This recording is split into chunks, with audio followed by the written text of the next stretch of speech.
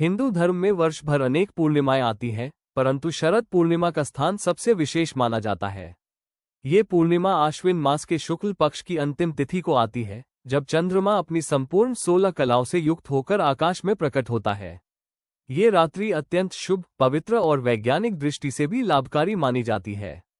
शरद ऋतु के प्रारंभ में आने वाली यह पूर्णिमा कोजागरी पूर्णिमा या कोजागरी लक्ष्मी व्रत के नाम से भी जानी जाती है। इस दिन देवी लक्ष्मी की विशेष पूजा की जाती है। लोग रात भर जागरण कर भजन कीर्तन करते हैं और घर में दीपक जलाकर समृद्धि की कामना करते हैं। ब्रजभूमि में शरद पूर्णिमा का विशेष महत्व है। मान्यता है कि इसी रात श्रीकृष्ण ने गोपियों के साथ दिव्य महारास रचा था, जहां भक्ति, प्रेम और आनंद का अद्भुत संगम हुआ। इसीलिए इसे रास पूर्णिमा भी कहा जाता है। ऐसा विश्वास है कि इस रात चंद्रमा से अमृत की वर्षा होती है।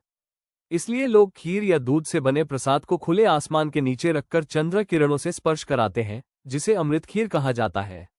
ये खीर सेवन करने से शरीर में ऊर्जा, स्फूर्ति और मानसिक शांति आती है। शरद पूर्णिमा की रात जब आकाश में पूर्ण चंद्र अपनी 16 कलाओं से युक्त होकर चमकता है, तब उसकी किरणों में विशेष प्रकार की औषधीय शक्ति होती है। वैज्ञानिकों के अनुसार इस समय वायुमंडल में नमी और चंद्र किरणों की रासायनिक ऊर्जा मिलकर शरीर को शीतलता, मन को शांति और स्वास्थ्य को लाभ प्रदान करती है। इसी कारण खीर या दूध को चांदनी में रखने की परंपरा चली आ रही है। भक्त दिन भर व्रत रखते हैं और रात्रि को लक्ष्मी पूजन करते हैं। दूध खीर बनाकर चंद्रमा की रोशनी में रखी जाती है। मध्यरात्रि में चंद्र दर्शन कर आरती और भोग लगाया जाता है।